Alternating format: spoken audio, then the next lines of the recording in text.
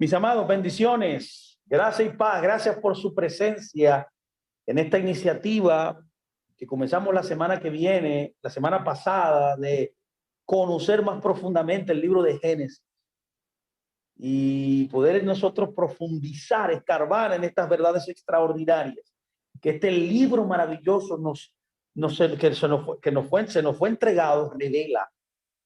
Le doy la bienvenida a Conceptos Adecuados de Edificación. Una vez más, le habla, como siempre, su hermano Luis Fernando Graciano desde la República Dominicana. Y es para mí un honor inmenso que usted esté con nosotros. Hoy vamos a continuar hablando acerca de este tema interesante de Génesis. Y es, por así decirlo, vamos a estar charlando el principio número 2 en cuanto a Génesis. La segunda idea, por así decirlo, que queremos nosotros transmitirle a usted. Le hemos puesto como un principio. El principio número 2 de Génesis es que como Génesis, como hablamos en la clase pasada, es cosmología antigua, no tiene nada que ver en otras palabras con la ciencia moderna. Es que esta cosmología antigua está orientada, está fraguada, está establecida como una función, está orientada en función. Así que yo quiero explicar esto bien detenidamente.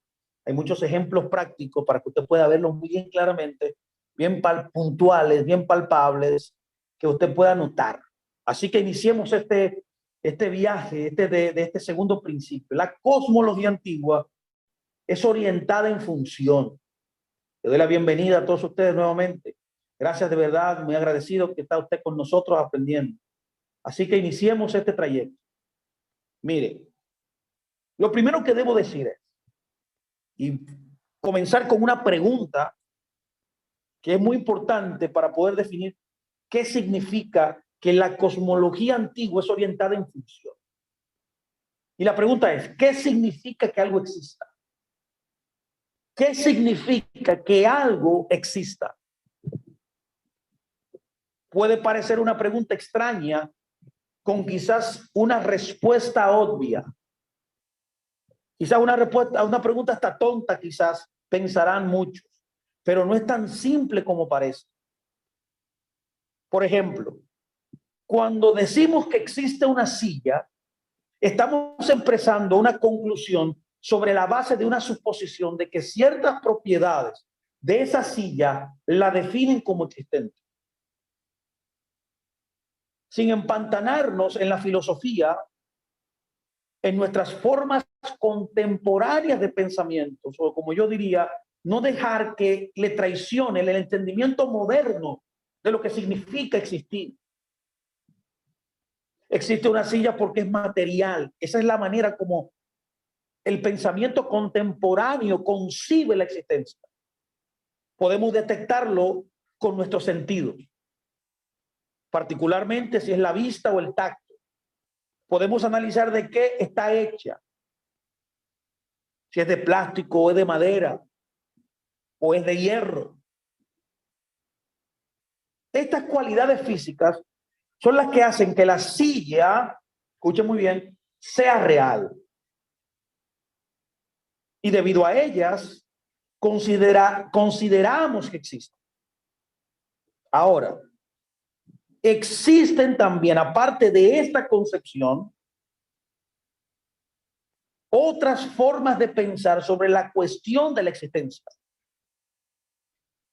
Por ejemplo, podríamos considerar lo que queremos decir cuando hablamos de una empresa existente, una empresa, una compañía. Claramente, no sería lo mismo que una silla existente. Una silla y una empresa que existan difieren en su entendimiento. La pregunta sería, ¿existe una empresa cuando ha presentado los documentos de constitución correspondientes? ¿Existe cuando tiene un edificio o un sitio web? En cierto sentido, la respuesta a esto debería ser sí. Pero muchos preferirían hablar de una empresa como existente cuando está haciendo negocio.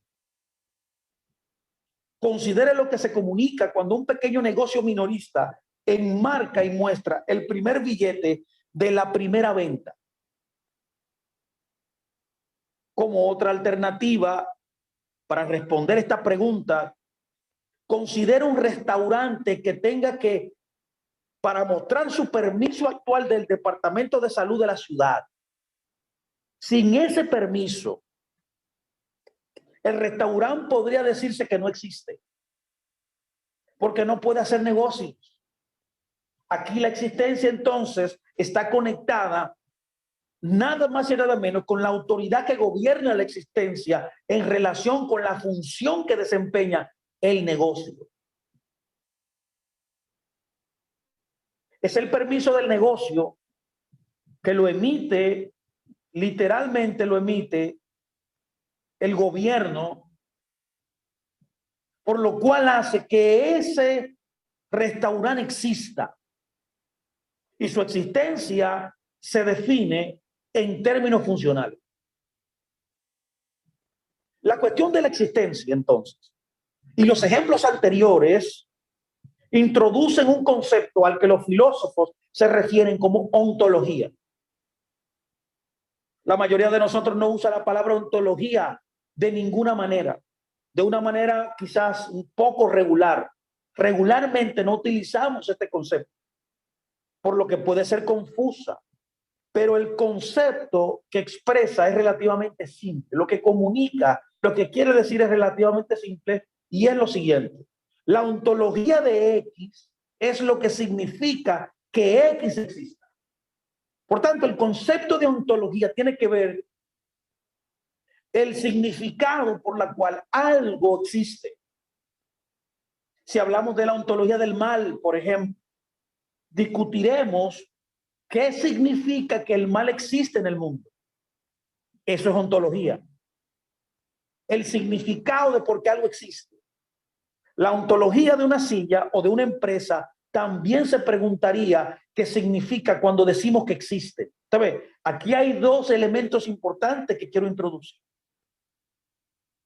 Y la pregunta sería, ¿cómo entenderíamos su existencia? La pregunta sería, ¿cuál es la cualidad principal de su existencia? La visión representada en esta discusión sobre la silla sería etiquetada como ontología material. Y es la creencia de que algo existe en virtud de sus propiedades físicas y su capacidad de ser experimentada por los sentidos. Voy a repetirlo. Este concepto de creer que algo existe por propiedades físicas y capacidad de ser experimentada por los sentidos se conoce como ontología material.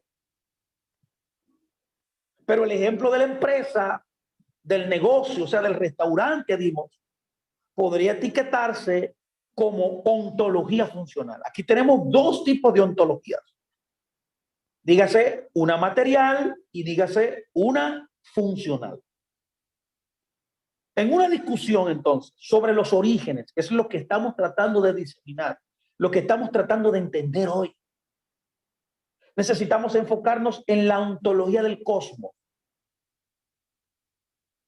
Cosmos, definimos claramente cosmos en la primera sesión de esta charla, de esta serie de Génesis 1. Lo invito a buscar nuestra página de YouTube y ver la primera sesión, la primera entrega de esta enseñanza. Y definimos cosmos como el universo. Ahora, ¿qué significa que el mundo o el cosmos o los objetos en él existan? Esto es una buena pregunta.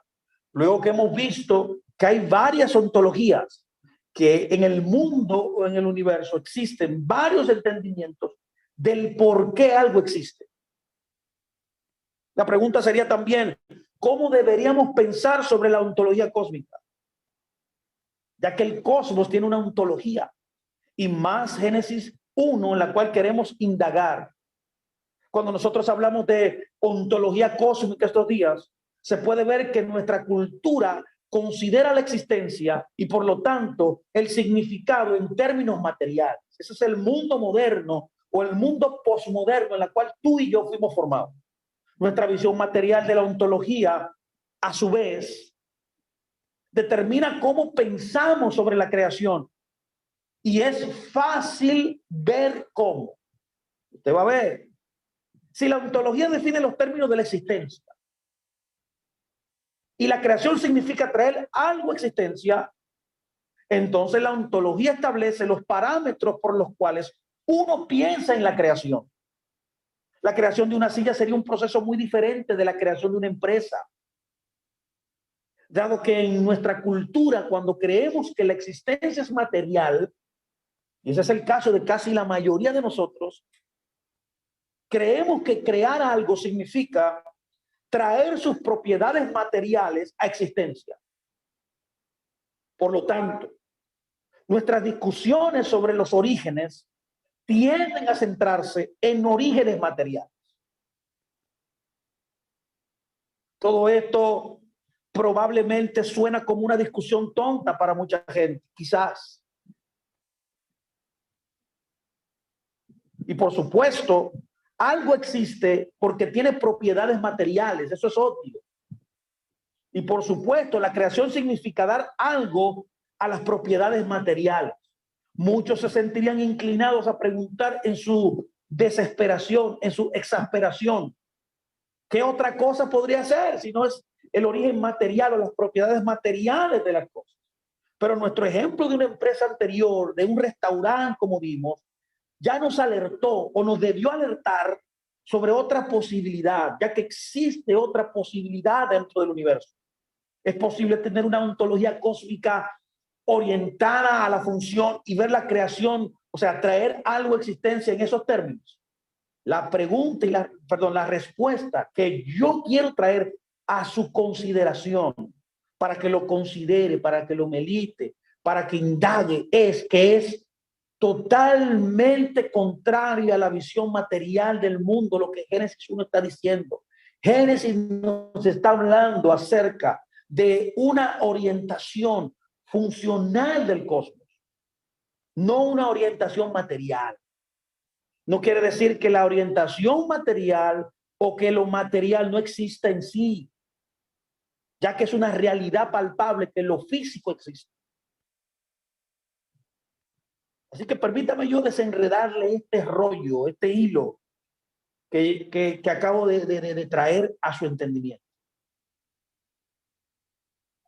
Al permanecer en el dominio del uso español, incluso, lo voy a decir contrario, al permanecer en el dominio del uso del lenguaje que tú y yo dominamos, podemos ver que no siempre usamos el verbo crear en términos materiales.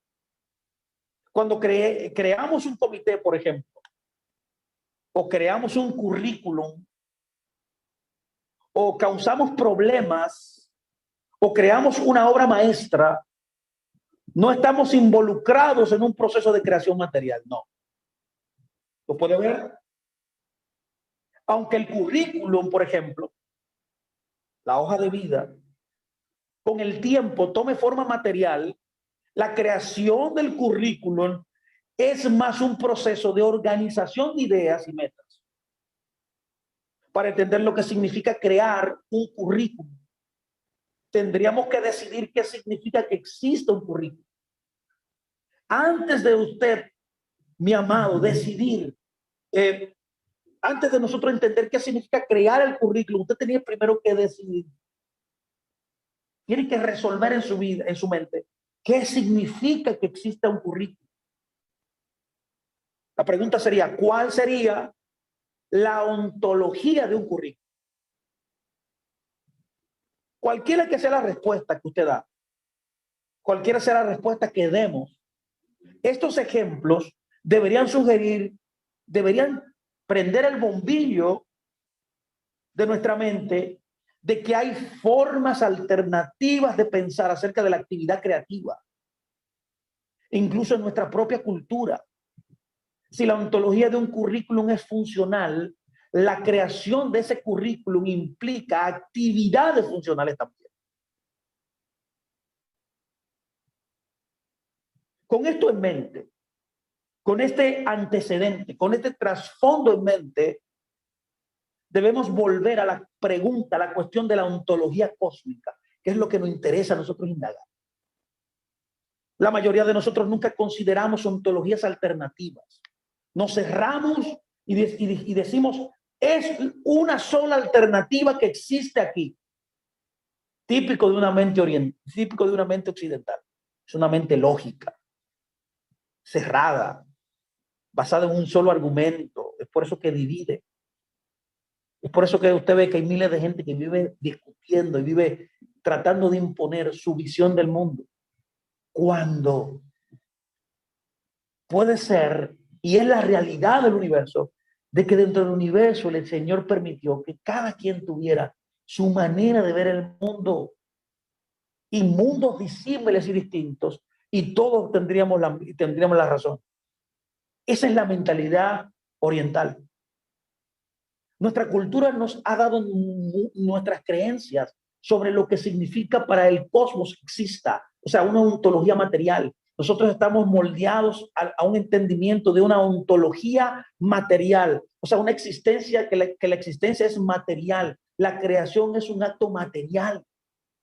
Y muchos de nosotros no nos daríamos cuenta de que estas creencias son el resultado de una elección. Nos tienen que traer a la memoria o a nuestro entendimiento hoy que existen más elecciones también. Es un testimonio de la influencia generalizada de la cultura que esta ontología material parece tan obvio como para evitar cualquier pensamiento de que esté abierto a discusión. O sea, inmediatamente nos cerramos y establecemos que la única opción que existe es la elección propia. Sin embargo, como algunos de los ejemplos anteriores indican, hay alternativas. Si vamos a entender el recuento de la creación del mundo antiguo, debemos entender lo que quiere decir con creación en el mundo antiguo. En otras palabras, yo no puedo entender creación basado en el entendimiento de creación de la ciencia moderna, porque ya establecimos la clase pasada que Génesis es cosmología antigua. Por tanto, también si es cosmología antigua, la cosmología antigua, que es lo que estoy tratando de establecer en el segundo principio, la ontología antigua enseña que la ontología antigua es funcional, no material. Es por eso que debemos considerar su ontología cósmica en lugar de proporcionar la nuestra, ya sesgada, ya establecida, bajo una mentalidad ya formada en nuestra, por así decirlo, nuestra visión del mundo. Mis amados, es menos importante, mire, lo que pensemos de la ontología. Si estamos tratando con un relato antiguo, como es Génesis 1, debemos hacer preguntas sobre el mundo de ese texto. Yo tengo que debo introducirme en el mundo antiguo. La pregunta sería, ¿qué significaba para alguien del mundo antiguo decir que el mundo existía? No es lo mismo entender cómo el mundo existe hoy a cómo los antiguos entendían cómo existía el mundo. La pregunta sería también qué tipo de actividad llevó al mundo a ese estado de existencia y significado. La pregunta también sería que debemos hacernos es qué constituye un acto creativo. Y como estoy tratando de explicar en esta clase, es totalmente diferente el mundo antiguo al mundo moderno. Quiero afirmar, mis amados, hoy enfáticamente, que las personas del mundo antiguo creían que algo existía en virtud, escuche muy bien, de sus propiedades materiales, sino en virtud de tener una función en un sistema ordenado. Para los antiguos existir no era tener una constitución material. No pensaban que las cosas existían porque tenían propiedades materiales. Lo que le daba existencia a algo en el mundo antiguo era tener una función en un sistema ordenado. ¿Lo ve? Es diferente. Aquí no me refiero a un sistema ordenado en términos científicos, sino a un sistema ordenado en términos humanos. es decir, en relación con la sociedad y la cultura. Ya que todas las naciones, todos los pueblos tienen una cultura. Y la cultura de Israel es totalmente contraria a todas las culturas del mundo, porque fue la única cultura que fue revelada. Este tipo de ontología funcional, como se conoce esta ontología, el sol no existe en virtud de sus propiedades materiales o incluso por su función como una bola de gas ardiente. No, ese es el punto de vista científico. El sol más bien existe en virtud del papel que juega, del rol que tiene en su esfera de existencia, en la jurisdicción que Dios le dio, que es los cielos, particularmente en la forma en que funciona para la humanidad y la sociedad humana. En teoría, para que usted entienda, esta forma de pensar podría dar lugar a que algo se incluyera en la categoría existente de una manera material, pero aún se considera en categoría inexistente en términos funcionales. En otras palabras, estoy tratando de decirle a usted que algo puede existir en categoría material y no existir en categoría funcional. Y como ilustración hemos dado la ilustración del restaurante que mencionamos anteriormente. En una ontología funcional, para traer algo a existencia, sería necesario darle una función o un rol en un sistema ordenado en lugar de darle propiedades materiales. Así los antiguos veían todo, mis amados. En consecuencia, algo podría fabricarse físicamente, pero aún no existir si no se ha vuelto funcional.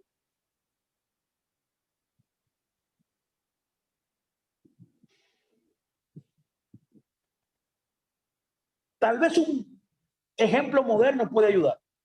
Permítame traer un ejemplo para que usted me pueda entender lo que yo estoy tratando de decir. Voy a repetirlo. Algo puede existir de manera material y no poder existir de manera funcional. Esto es una realidad.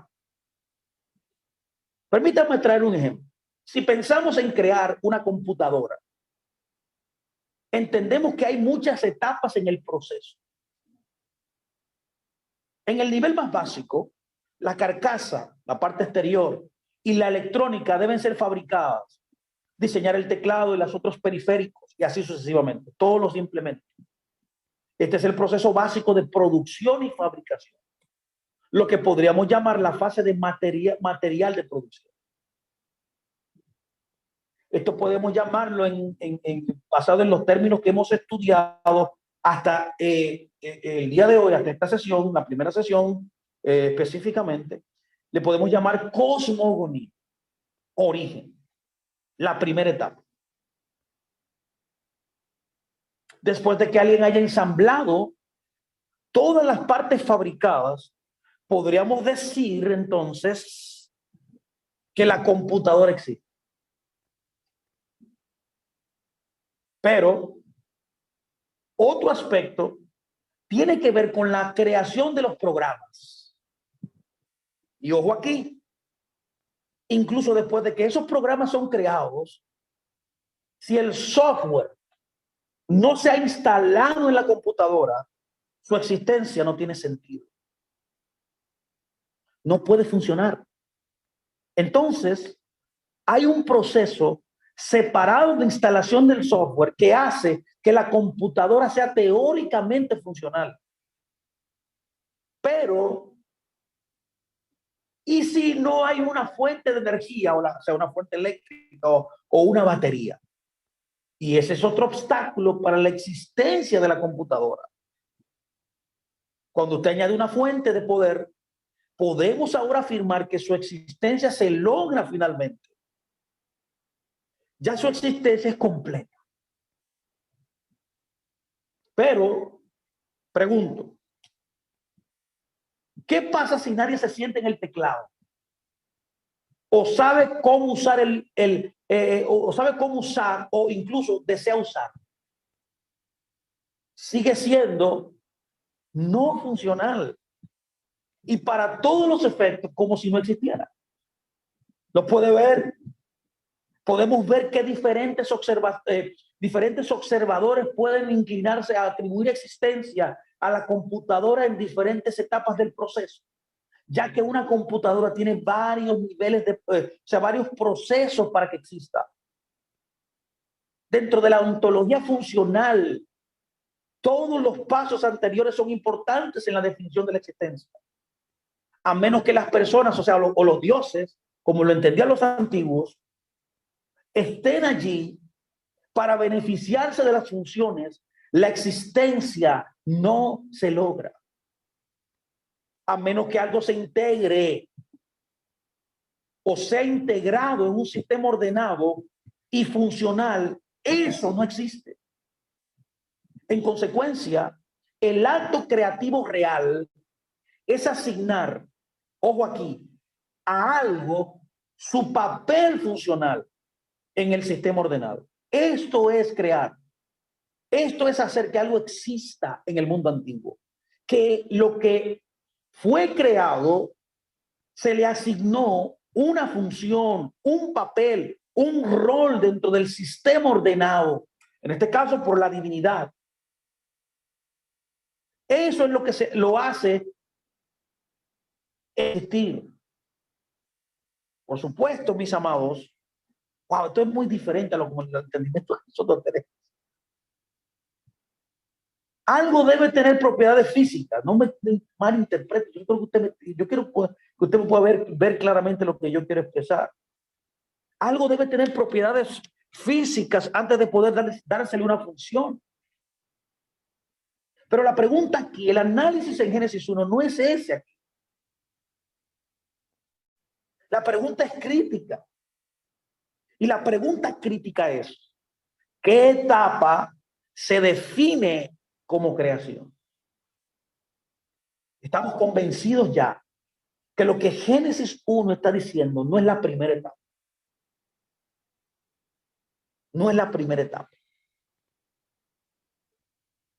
Podría ser la segunda o la tercera.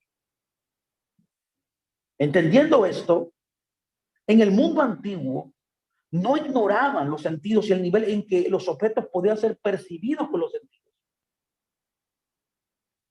Ellos no tendrán dificultad en entender la naturaleza física de los objetos. No estaban contrarios a eso tampoco. La cuestión aquí no se refiere a lo que ellos percibieron, sino a lo que ellos dieron importancia. Cuando nosotros hablamos de una computadora, sin duda, estamos al tanto de la carcasa de la torre y es obvio que alguien fabricó eso. Porque cuando yo veo el cielo, el sol, la luna, las estrellas, yo sé que alguien creó el cielo, la luna y las estrellas, las plantas, el mar. Pero ese hecho no ocupa nuestra atención. Ese hecho no ocupó la atención de los antiguos cuando le dieron el valor existencial al sistema ordenado o a todo lo que pertenecía al sistema ordenado, al cosmos, que en este caso la divinidad había creado. No se puede confundir la fabricación de la carcasa con la creación de la computadora, no. Para decirlo de otra manera, nuestra ontología se centra en lo que creemos que es significativo. Para el mundo moderno lo significativo es lo material. Para el mundo antiguo lo significativo era lo funcional.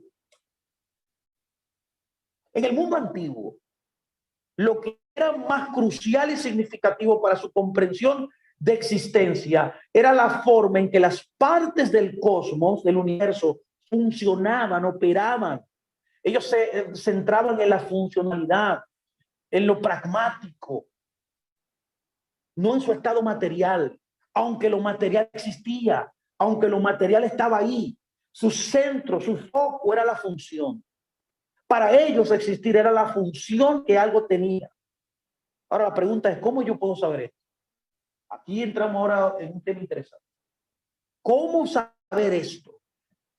La evidencia que podemos tener proviene primeramente del texto bíblico, que es el primer elemento significativo, importante del por qué. Ya que el texto bíblico, como dije al principio, es totalmente diferente a las otras visiones del mundo de todas las civilizaciones antiguas. El mundo hebreo es totalmente diferente. No podemos poner el mundo hebreo y el mundo antiguo en el mismo saco.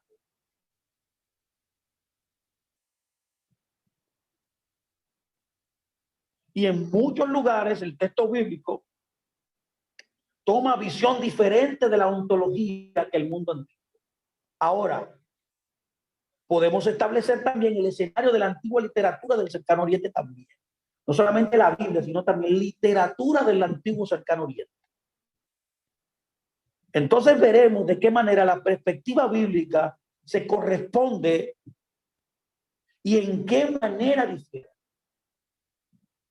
Como esto es un tema muy amplio, permítame decir esto. En el mundo antiguo, lo que era crucial y significativo para su comprensión de existencia era la forma en que las partes del cosmos funcionaban y no su estado material. Así que, cuando vamos al número de textos antiguos del antiguo cercano oriente, que dan información sobre la creación, provienen de los sumerios, los babilonios y los egipcios, básicamente. Pero hay otros más, como vamos a ver ahora. Los textos completos de la creación incluyen lo siguiente. Los egipcios tenían algunos documentos de creación llamados, número 1, la teología menfita, compa. También tenían el papiro Leide, 1350, de Hermópolis con Amón. Y también tenían otro documento llamado los textos de la pirámide, y también los textos de los sarcófagos y el libro de los muertos, especialmente de Heliópolis y específicamente con Atún. Estos son los documentos egipcios que hablan de la creación. Estos documentos son literalmente muy parecidos a los hebreos en su concepción antigua. Entonces podemos tener una idea de cómo los antiguos hebreos pensaban al igual que sus contemporáneos. En este caso los egipcios. Aquí están los documentos. Yo sé que por cuestión de tiempo no podemos leer esto porque sería ya un tema muy amplio ahora. Pero podemos mencionar algunas características comunes que vamos a hacer ahora. Los babilonios, por ejemplo, tienen dos documentos, uno llamado Atrahasis y el otro Emunaelis. Ese Emunaelis es muy famoso en muchos círculos de erudición y de maestros que enseñan. Ahora, otros tipos de textos que son en sí mismos textos de creación, pero que contienen información sobre la creación son los siguientes. O sea, no son textos en sí de creación, pero que tienen elementos de creación dentro de su contexto, dentro de su cuerpo. Y son los siguientes. Por ejemplo, los sumerios. Los sumerios tienen un texto llamado el texto Nippur. Y también tienen otro texto llamado los textos de Eridu. Y esto es muy significativo, Eridu, porque para los sumerios, Eridu fue la primera ciudad que se creó.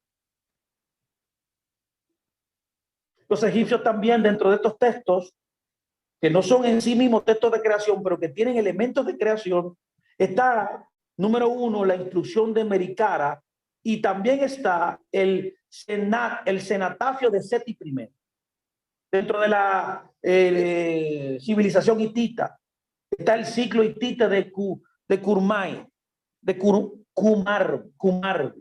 Y también dentro de la civilización ugarita, el ugarito, está el ciclo ugarítico de Baal. Estos documentos, muchos de ellos hablan de creación y otros que no son textos de creación en sí, pero que tienen elementos de creación, son estos los documentos que tienen una conexión muy particular, o sea, muy cercana, o que es compatible, es la palabra, es compatible con el mundo hebreo. Ahora, ¿qué aprendemos de ellos? Ya que no podemos leer todos estos documentos uno por uno. Sería bueno que usted lo leyera. Esto está disponible, usted lo puede buscar y leer. Y usted puede determinar lo que hemos determinado nosotros a través de una investigación profunda de muchos académicos Y los académicos han llegado a la conclusión, para poder resumir, que los textos hebreos y estos textos que yo le mencioné tienen varios apartados, 5 en total. Número 1, la forma del cosmos. Número 2, el papel de la deidad. Número 3, los orígenes del clase anterior dimos esta enseñanza, definimos que era cosmogonía, que significa los orígenes del cosmos. También un tema que está muy conectado a la mentalidad hebrea también, es el tema de la teogonía. Teogonía, que es el origen de la deidad. Teogonía significa el origen de la deidad. Esos son temas comunes entre tanto estos libros, estos documentos antiguos con los documentos hebraicos. También está el conflicto divino. No, aquí hay un error, aquí yo repetí esto. El conflicto divino, bueno, vamos a mencionar este que se llama teumaquía. Teumaquía. Me faltó uno, no lo pude anotar, parece que lo hice mal, disculpe, pero luego lo paso en los grupos para que lo puedan. Cuando usted oiga esto de conflicto divino, este concepto se llama teomaquía. Es muy común en la mentalidad antigua, en los textos de creación. Así que es importante notar. Ahora, hay características comunes de todos estos documentos. Y aquí están, son 6 en total, que comparten características con los documentos hebraicos o la visión del mundo hebraico. La primera característica es que no es funcional. Y aquí, ojo aquí, por favor, que esto es muy importante. Casi todos los relatos de la creación del mundo antiguo comienzan su historia sin un sistema operativo establecido. Esto es muy importante. Todo estaba en desorden. Todo estaba, en otras palabras, no era funcional. Así comienzan todos los documentos antiguos de creación, incluyendo Génesis, que es lo que estamos tratando de dilucidar. Lo número 2 que podemos notar como característica es las aguas primordiales o las aguas primitivas. Es que la creación a menudo comienza con lo que emerge de las aguas, ya sea una deidad o una tierra.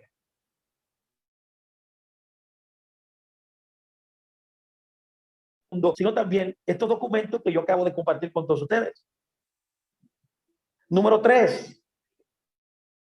La otra característica que comparten es el nombrar. Los nombres en el mundo antiguo estaban asociados con la identidad, el papel y la función de las cosas que se nombraban, o de las personas que se nombraban, o de los elementos que se nombraban. Número 4, separar. Esta es la actividad creativa más común en los textos egipcios y también se observa en varios textos mesopotámicos, que también se nota en Génesis 1. Los cielos y la tierra en estos documentos de creación en el mundo antiguo suelen estar separados. La característica número 5 es las criaturas. Es interesante que las criaturas vivientes casi nunca se incluyen en los relatos de la creación. Y por último, la última característica que confluyen todos estos relatos de la creación es que los seres humanos, muchos relatos de la creación incluyen los seres humanos.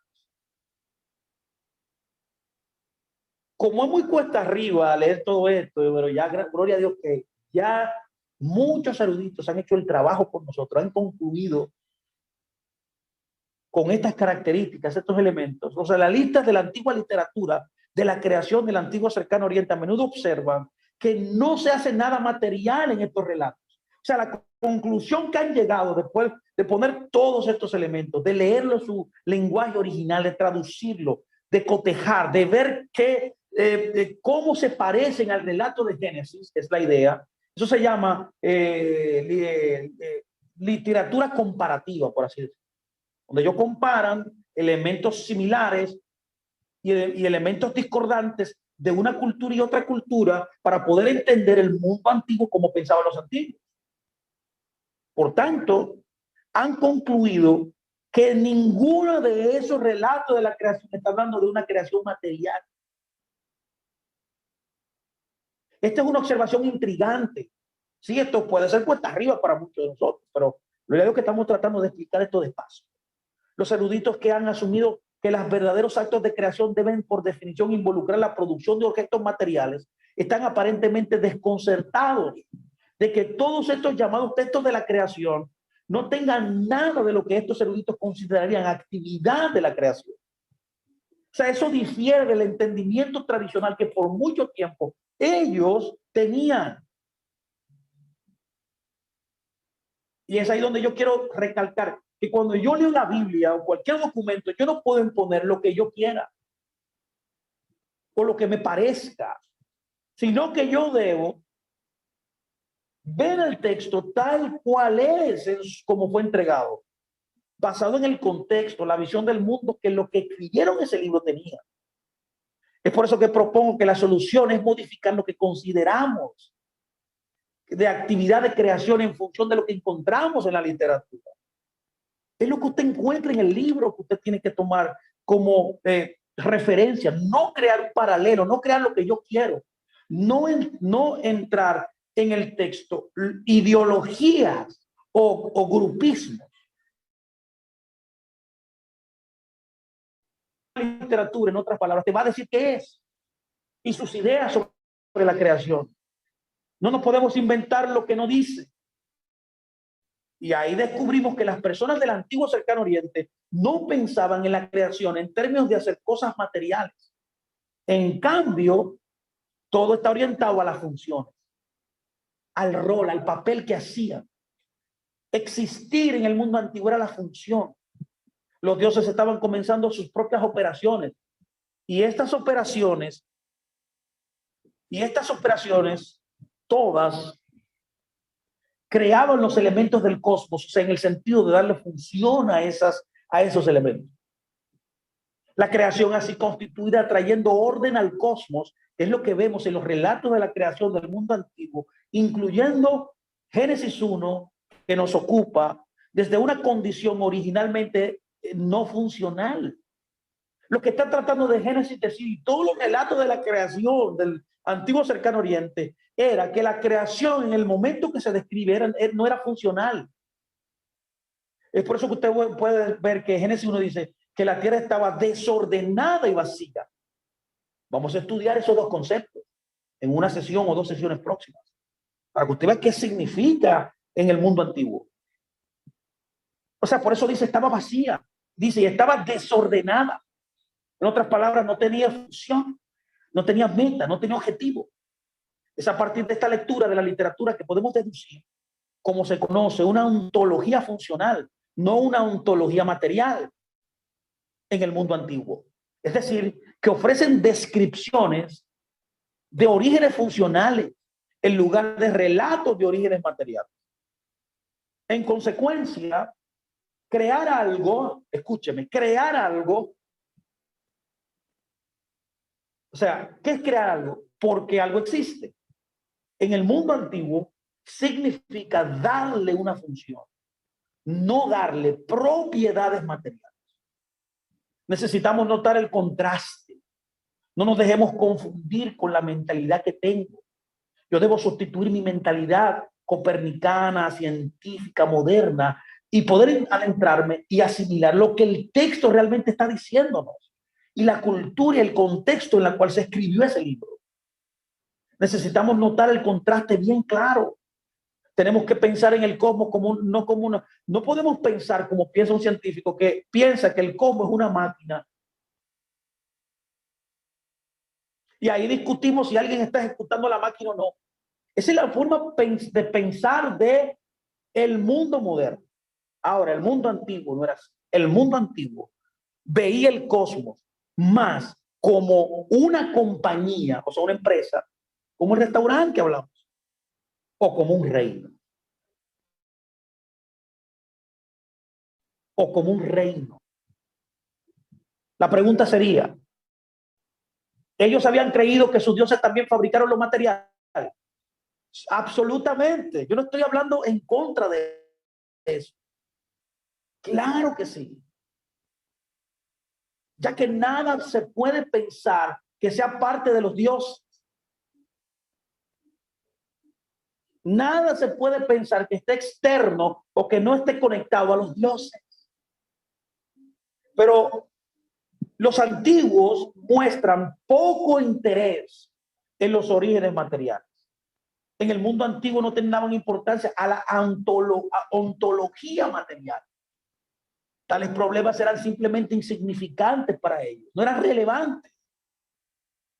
Si nos detuviéramos a pensar en ello, podríamos comenzar a preguntarnos por qué los orígenes materiales han adquirido un significado tan central para nosotros hoy. Así que considere esto. Considere lo siguiente, escúcheme. Tomemos un ejemplo. Como empleados, prestamos poca atención a la historia de la empresa para la que trabajamos. Estamos más interesados en su estructura corporativa que en las responsabilidades que tiene cada departamento. Queremos saber quién informa a quién y quién está a cargo de ciertas operaciones y tareas. Cuando vamos al teatro, por ejemplo, podemos tener un interés pasajero en la construcción del escenario y en las obras de teatro, pero entendemos que el juego existe en los roles que juegan los artistas, los intérpretes o los ejecutantes en la obra. Cuando una persona llega tarde y pregunta, ¿qué ha sucedido hasta ahora? La pregunta no es respondida por información sobre el diseñador del vestuario o de la persona todo lo que ofrecía la clase incorrecta de información de origen. Debes darle la respuesta correcta que él necesita oír o que se le responda. Algunos tipos de orígenes son más importantes que otros orígenes. Para los antiguos el origen material no era importante, lo que estoy tratando de decir. Para los antiguos el origen importante era el origen funcional. En resumen, escúcheme bien, permítame yo, bueno, creo que tengo tiempo para poder compartir el próximo principio, así que está muy conectado a este. Permítame resumir todo lo que he dicho hasta aquí. Este principio de que la cosmología antigua es orientada a función ha notado que nuestra propia definición material, sí, la que tenemos, señores, la que nosotros hemos crecido, nuestra definición material de existencia es solo una de las formas posibles. Mis amados, hay más posibilidades de existencia. He sugerido que en el mundo antiguo la definieron de manera diferente. Ellos pensaron en la existencia como se define al tener una función en un sistema ordenado. Así que permítame ahora entrar. Concédame unos minutos más para yo poder entrar en el tercer principio, que está muy conectado a eso. Es el concepto de crear. Permítame definir qué es crear. Y este es el principio número 3. ¿Qué significa crear ahí en Génesis?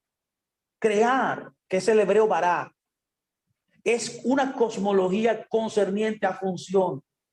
Ahí no está hablando de materia.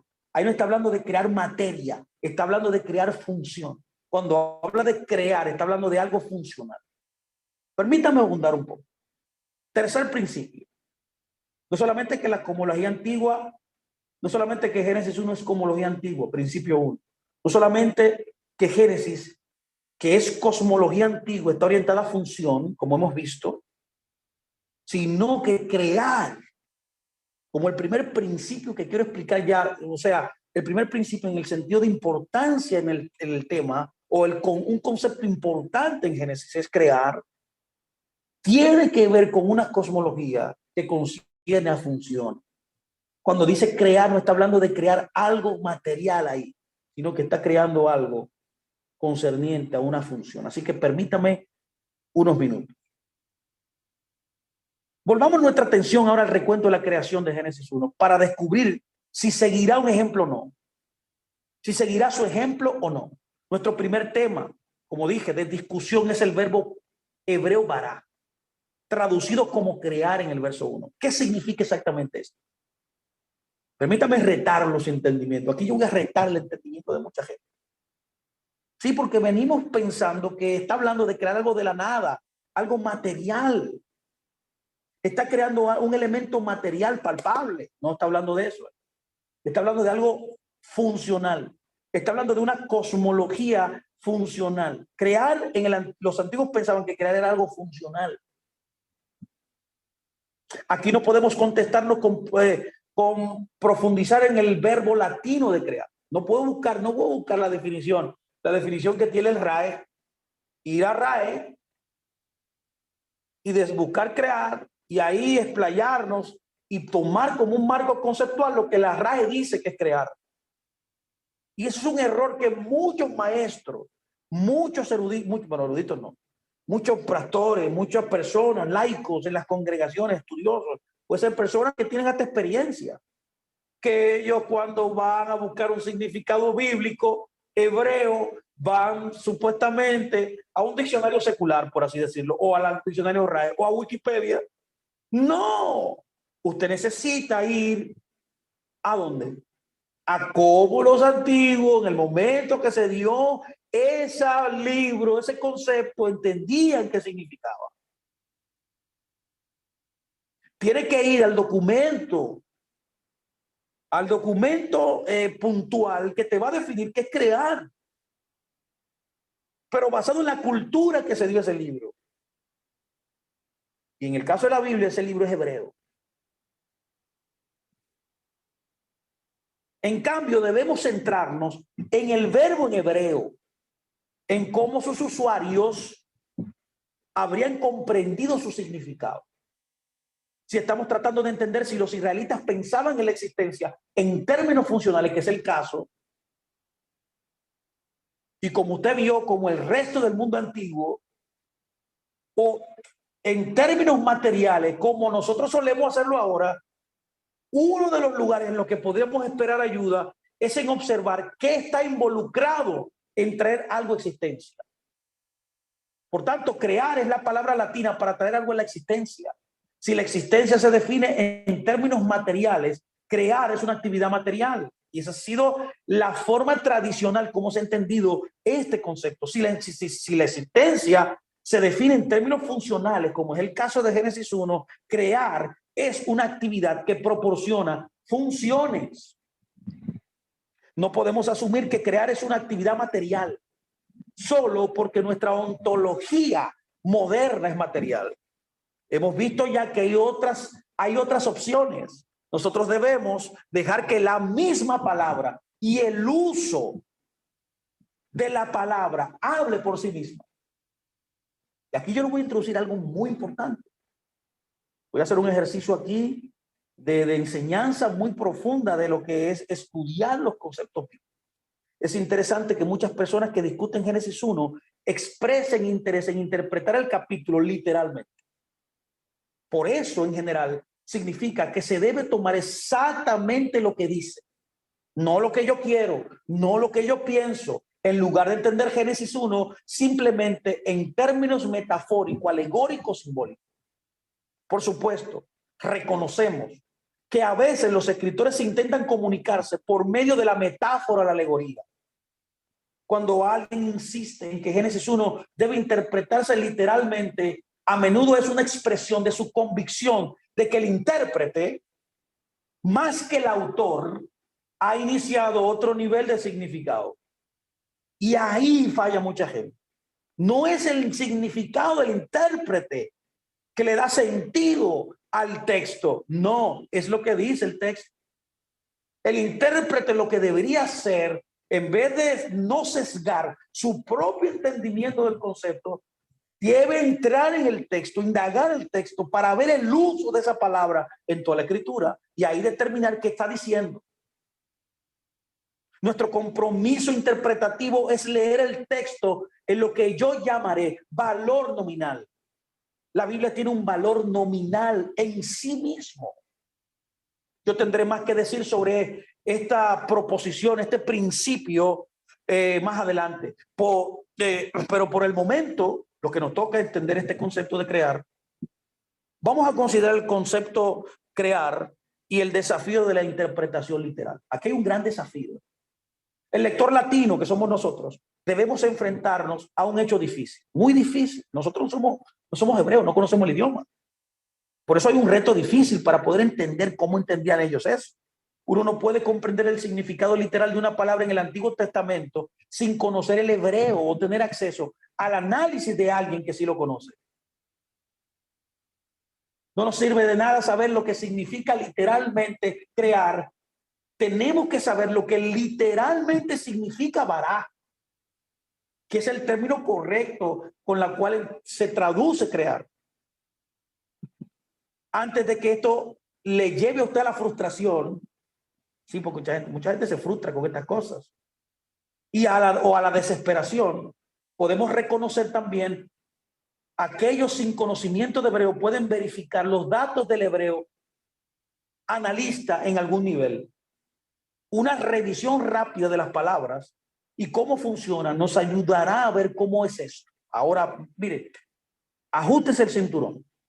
Primero, reconocemos que no existe un antiguo diccionario hebreo que nos dé definiciones de cómo las palabras son. Especialmente en español, no hay. En su lugar, confiamos en el trabajo cuidadoso hecho por comentaristas y traductores a lo largo de los siglos. Cada uno de nosotros tiene uno preferido, cada uno de nosotros busca el que le interesa, el que le convenga muchas veces. La pregunta sería, ¿cómo entienden los eruditos el significado de las palabras? ¿Cómo los eruditos, por esa razón se le llama eruditos, se le llama escolares, se le llama gente que estudia, gente que son, mire, que han tirado muchas páginas para la izquierda, por así decirlo, cómo estas personas pueden llegar al significado de las palabras, o lo otro debe ofrecer evidencia para el uso de respaldar sus hallazgos? ¿O qué hace que respalde lo que ellos han buscado? Habiendo recibido una lista de referencias de dicho análisis, incluso alguien que no sabe hebreo puede verificar los datos. Cuando un erudito ha estudiado, profundizado, ha dado la evidencia, te ha colocado delante de ti la evidencia, y no solamente uno, sino 2, 3, 4, 5, 6, muchos, para ofrecer una validación de lo que estamos estudiando. Porque lo que yo enseño, usted debe validarlo. Lo que le enseño su maestro, usted no debe asumir con que sea su maestro está bien. Yo sé que existe un nivel de confianza y de recepción del enviado, pero usted tiene que tener la capacidad autónoma de usted poder entender el texto por usted mismo. Y los que son sabios de verdad, los que han estudiado, siempre darán evidencia de donde ellos sacan lo que han dicho. Note que hay mucha gente que cuando enseña un tema o enseña un concepto, no dan evidencia de lo que dice. Pero cuando una persona que ha estudiado deja evidencia, cualquiera que no haya estudiado, que no sea un analista, que no sea un erudito, puede también verificarlo por él mismo, sin ser erudito, la evidencia que se le presenta. Puede usted mismo verificar los datos por usted mismo, y ahí usted puede tener la certeza de que lo que se le está diciendo es verdad. Entonces, por ejemplo, cuando digo que todas las apariciones de Bará tienen a Dios como sujeto o sujeto involucrado, escúcheme muy bien esto, un lector latino puede ver todas las ocurrencias y ver que esto es así.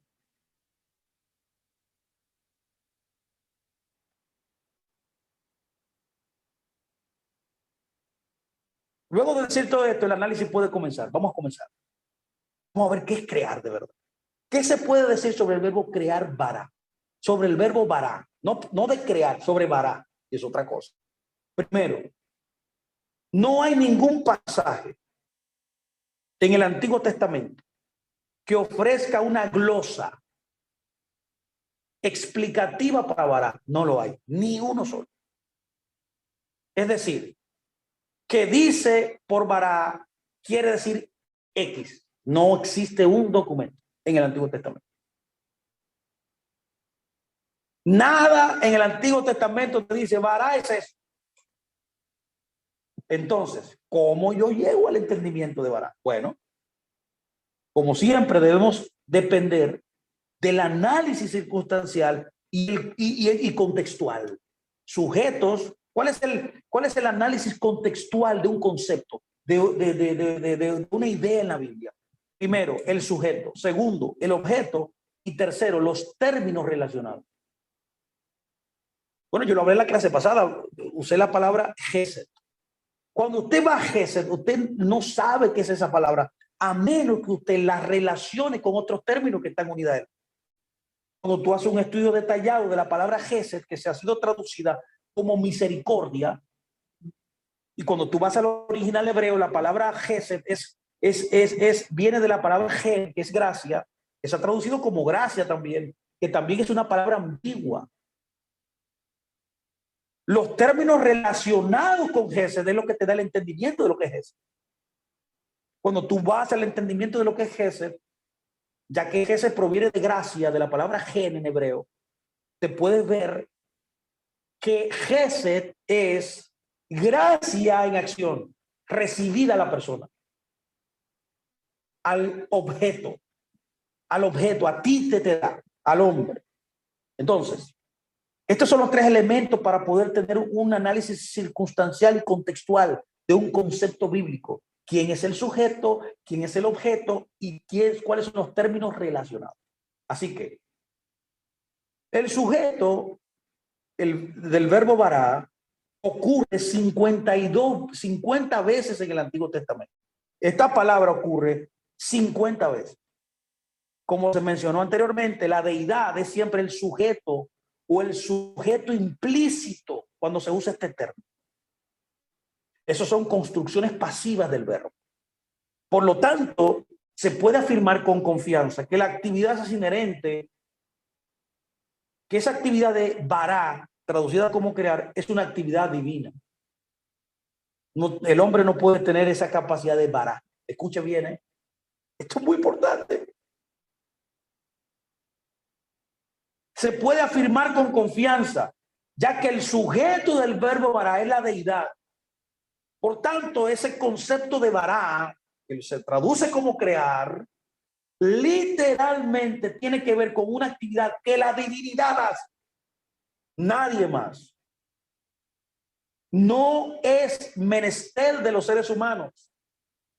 No es menester que un humano pueda realizar o participar. Esta observación, wow, esto puede traer como un choque a mucha gente, pero esto es importante que lo entendamos. Esta observación es ampliamente discutida. Y en esta conclusión, todos los comentaristas, oye bien, todos los comentaristas que son gente de prestigio y eruditos, todos están de acuerdo de que el sujeto del verbo vará es Dios, es la divinidad. No se queda ahí. ¿Cuál es el objeto? El objeto de vará. Es de interés que pocos comentaristas discutan los objetos del verbo. Pero este es el tema más importante para nuestro análisis, dado que estamos explorando qué constituye una actividad creativa, ya que es exclusiva de la divinidad, específicamente, ya sea material o funcional, como hemos descrito en el principio pasado, en el segundo principio que estamos llevando a través de estas enseñanzas. Que la cosmología antigua es funcional, no material. Entonces, la naturaleza de lo que se ha creado es de suma importancia. Si los objetos del verbo son consistentemente materiales, esto sería información importante. Del mismo modo, si son consistentemente funcionales. Por supuesto, mis amados, es poco probable que el perfil sea tan directo. Los contextos ambiguos están destinados a existir, por lo que se debe discutir un poco basado en metodología. Teóricamente, el verbo podría ser lo suficientemente amplio como para incluir actividad material o funcional. En ese caso, podríamos concluir que involucra al menos, en algunos casos, algo material y algo funcional. Suponiendo que habrá casos ambiguos, y los hay, es importante ver si tenemos contextos que deben entenderse en términos materiales o que deben entenderse en términos funcionales. Si todas las ocurrencias, como dije, 50, fueran materiales o ambiguas, no podríamos reclamar el apoyo para una comprensión funcional. No podríamos afirmar que si todas las ocurrencias fueran funcionales o ambiguas, no podríamos reclamar un apoyo claro para una comprensión material. Si hay ejemplos claros que pueden ser solo funcionales u otros ejemplos claros que solo pueden ser materiales, entonces concluiríamos que el verbo podría funcionar en cualquier tipo de contexto. Y los casos ambiguos tendrían que ser tratados en base de un caso por caso. Aquí yo presento una tabla a continuación que proporciona una lista completa de los objetos de Vará. Escúcheme muy bien, ¿eh? Yo espero que se pueda ver, puede ampliar ahí en su pantalla. Aquí están las dos tablas, mira, aquí están las dos tablas. Dos tablas donde están las ocurrencias de Vará. Ojo aquí, esto es muy importante. Usted que quiere aprender Biblia, usted que quiere conocer más. Esta es la metodología como se sabe un concepto en la Biblia. Usted ve que esto no es tan sencillo. Usted tiene que buscar cada vez que un elemento ocurre y hacerle este análisis que yo le estoy haciendo. Los términos circunstanciales, el objeto y el sujeto, si es un verbo. En este caso es un verbo, Vará. Y ahí buscar todas las ocurrencias, o sea, todas las apariciones del concepto. Cuando usted pone eso en perspectiva, no voy a poder mencionarlo todo uno a uno por el tiempo. El tiempo es oro. Ahí está cada uno. Usted cuando yo le pase este material, usted podrá ver que lo que le estamos diciendo es cierto. Y si usted quiere buscar elementos de confirmación exteriormente, usted lo puede hacer. Y usted mismo puede hacer este ejercicio. Usted mismo va a cada mención y usted puede ver que es así como le estamos diciendo. Desde Génesis 1:1 a Malaquías 2:10, donde son todas las menciones del verbo vará, traducido como crear. Puede ver los objetos de cada uno. Voy a decir algunos. Por ejemplo, en Génesis 1:1, el objeto es el cielo y la tierra. En Génesis 1:21, el objeto es las criaturas del mar. En Génesis 5:2 son las personas, al igual que Génesis 5:2. En el Salmo 51:10, el objeto es el corazón puro. En Isaías 41:20 son los ríos que fluyen en el desierto. O sea, este ejercicio usted debe hacerlo y buscar el objeto del verbo. Como dije, el tiempo es oro, no podré decirlo cada uno, pero aquí está la evidencia. Ahora hay un resumen. Aquí hay un resumen de todo. Los objetos gramaticales del verbo se pueden resumir en las siguientes categorías. Número 1, el cosmos. Incluyendo el cosmos, un nuevo cosmos, 10 veces. Personas en general también 10 veces. Grupos específicos de personas 6. Individuos específicos o tipos individuales o individuos 5. Criaturas 2. Fenómenos, es decir, oscuridad 10. Componentes de la geografía cósmica 3. Y condición 1, un corazón puro. Bueno, lo mencionamos.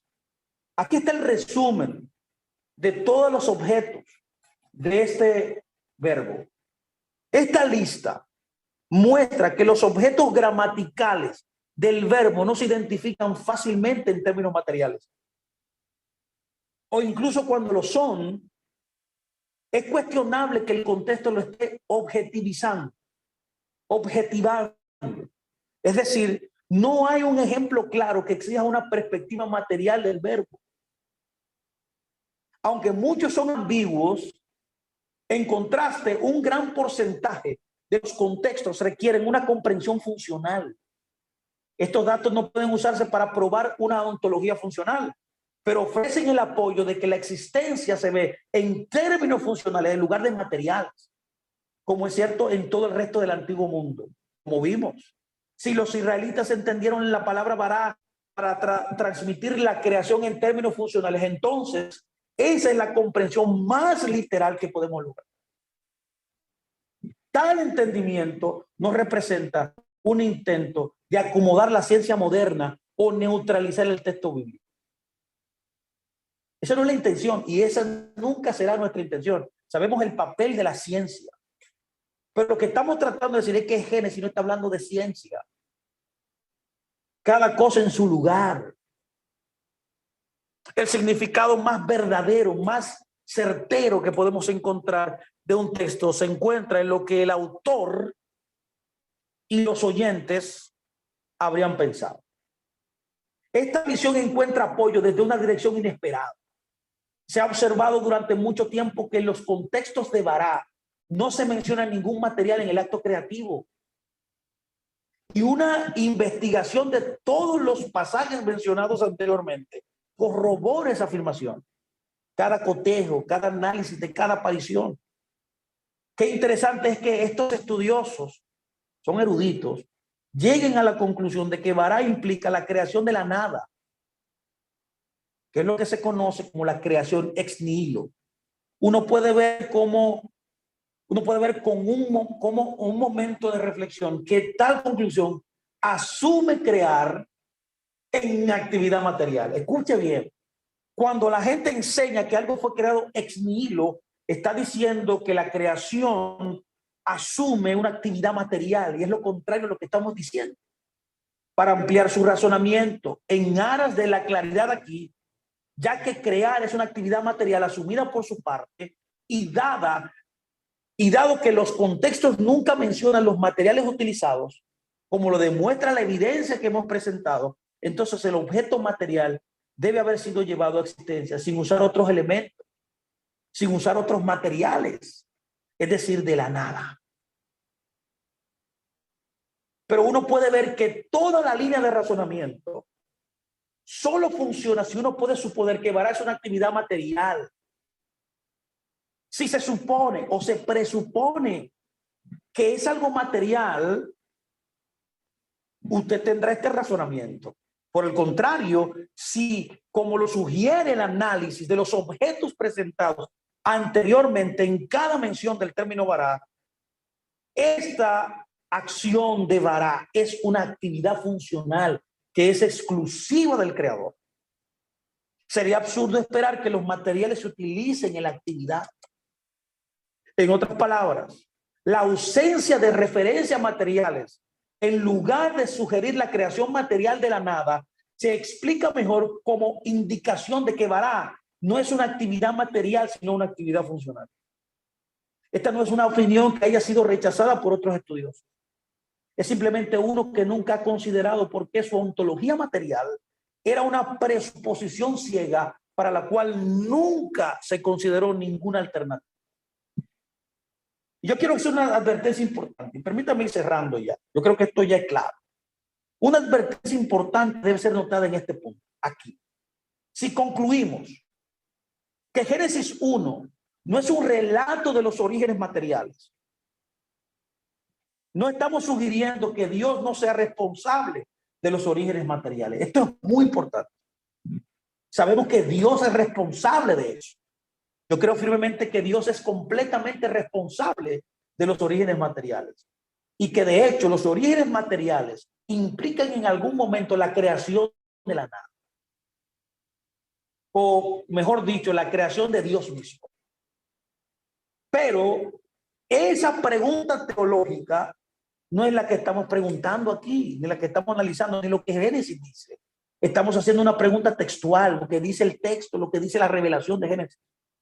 ¿Qué tipo de recuento de origen encontramos en Génesis 1? ¿O qué aspecto de los orígenes se aborda en Génesis 1? Esas son las preguntas. La mayoría de los intérpretes generalmente han pensado que Génesis 1 constituye un relato de los orígenes materiales, porque ese fue el único tipo de origen en el que nuestra cultura material está interesada. Ese es el foco de nuestra cultura. No fue que los eruditos examinaron todos los niveles posibles en lo que se podían discutir los orígenes. Ellos presuponen el aspecto material. Finalmente, debemos poner el verbo bara en su contexto del versículo 1. Nos dice que en el principio creó Elohim, Dios, los cielos y la tierra. Una pregunta inmediata que ocurriría sería, ¿desde cuándo? ¿Desde cuándo? La respuesta no es transparente, no es tan diáfana. Nosotros debemos preguntarnos a qué se refiere el principio y cómo funciona el versículo 1 en relación con el resto del contexto. Y aquí yo voy a entrar ahora en el principio, es lo que quiero concluir hoy y terminar estas cosas. El principio, en el uso del hebreo, este adverbio típicamente introduce un periodo de tiempo. Principio en Génesis es un periodo de tiempo, más que un punto en el tiempo. Escúcheme, podemos ver esto más fácilmente en Job 8:7, que habla de la primera parte de la vida de Job. Está hablando de la primera etapa de su vida, de un periodo de tiempo. Y también en Jeremías 28:1, que se refiere al periodo inicial del reinado de Sedequías. Este uso coincide con las ideas que se reflejan en los antiguos textos de la creación del antiguo cercano oriente que hemos visto. Los textos egipcios se refieren a la primera ocasión que implica la primera aparición de un evento que se repetirá o continuará. En acadio, por ejemplo, el término comparable al hebreo se refiere a la primera parte o primera entrega. Toda esta información nos lleva a concluir que en el principio es una forma de hablar sobre el periodo de 7 días en lugar de un punto en el tiempo anterior a los 7 días. Está hablando de un periodo extenso de 7 días. Ahora, ¿cuál es el rol de Génesis 1? Usted preguntará. Permítame decírselo. El rol del verso 1, entonces, que juega un papel central en la historia de Génesis, y es el verso más importante de toda la escritura para poder entender la mente del creador. Por tanto, el rol de Génesis 1, del verso 1, es, si el principio se refiere a un periodo de 7 días en lugar de un punto en el tiempo, antes del periodo de 7 días. O sea, Génesis no está enfocado en el periodo antes. Esa es la mente mística, lo cual el texto hebreo no lo habla. Como dije al principio en la introducción de esta enseñanza, aquí no hay nada místico. Cuando usted estudia este verso, usted puede ver que lo que usted está tratando de describir es un aspecto funcional de un sistema ordenado, de la divinidad que creó todo. Él quiere darle un papel a todo lo que él creó, una función a todo lo que él creó. Y cuando dice en el principio, no está hablando de un punto en el tiempo, sino está hablando de un periodo de 7 días, porque son los 7 días lo que concluyen todo el sistema ordenado que él creó, donde él asigna función a todo lo que existe. Entonces podríamos concluir que el primer versículo no registra un acto separado de creación que ocurrió antes de los 7 días, sino que, de hecho, la creación a la que se refiere se relata en los 7 días. En otras palabras, en vez de ver una sola creación, hay varias creaciones. Esto sugiere que el versículo 1 sirve como introducción literaria al resto del capítulo. Esto está conectado al sistema poético con el cual se dio ese libro. Génesis 1 hasta el Génesis 2:4 es una poesía hebrea, donde relata este sistema ordenado que el creador creó y le dio función a lo que él creó. Esta sugerencia es confirmada por el hecho de que Génesis 2:1 concluye el informe de 7 días con la declaración de que los cielos y la tierra fueron completados. Perdón, dije anteriormente Génesis 2:4, es Génesis 2:1. De Génesis 1:1 a Génesis 2:1, ahí está el compendio de todo este engranaje poético que es dirigido y es revelado a nosotros para entender lo que Dios está tratando de hacer en Génesis. Lo que indica que la creación de los cielos y la tierra fue la obra de 7 días. No algo que lo presidió, no algo que lo precedió. Tal conclusión también es apoyada por la estructura general de Génesis. Todos los comentaristas han reconocido la fórmula transitoria recurrente. Aquí hay una fórmula recurrente en Génesis. que hay que tomar en cuenta. Y Génesis dice recurrentemente en todo el libro, este es el recuento, el Toledot. Eso también puede traducirse como generaciones. Estas son las generaciones o el recuento usado 11 veces por el autor para identificar las sesiones del libro de Génesis. Usted ve que el libro de Génesis está dividido en 11 sesiones de recuentos que describen periodos de tiempo. Esto nos muestra bien enfáticamente que el autor de Génesis sí utilizó declaraciones iniciales como introducciones literarias a las sesiones, que esto es normal en el mundo antiguo. El primero de esto ocurre en Génesis 2:4 como la primera transición de la cosmogonía de 7 días al recuento del jardín del Edén. Ahí entra otro Toledot, otro recuento. A veces lo que sigue es información genealógica que ofrece información sobre, por ejemplo, que fue de Esaú o de Ismael. Otras veces es seguido por narraciones que ofrecen información concerniente, por ejemplo, a lo que vino de la familia de Terah. Por lo tanto, las historias de Abraham. El punto es, ¿qué estoy tratando de decir? Que esta fórmula solo puede continuar una secuencia ya establecida. Luego que termina la secuencia, comienza otra. Esto no puede comenzar en esa secuencia, ya que cada secuencia tiene su recuento. Cuenta una fracción de tiempo o una historia diferente. Es por eso que la palabra principio sería el término lógico para introducir dicha secuela. Indicaría el periodo inicial, mientras que las sesiones Toledot incluirían periodos sucesivos.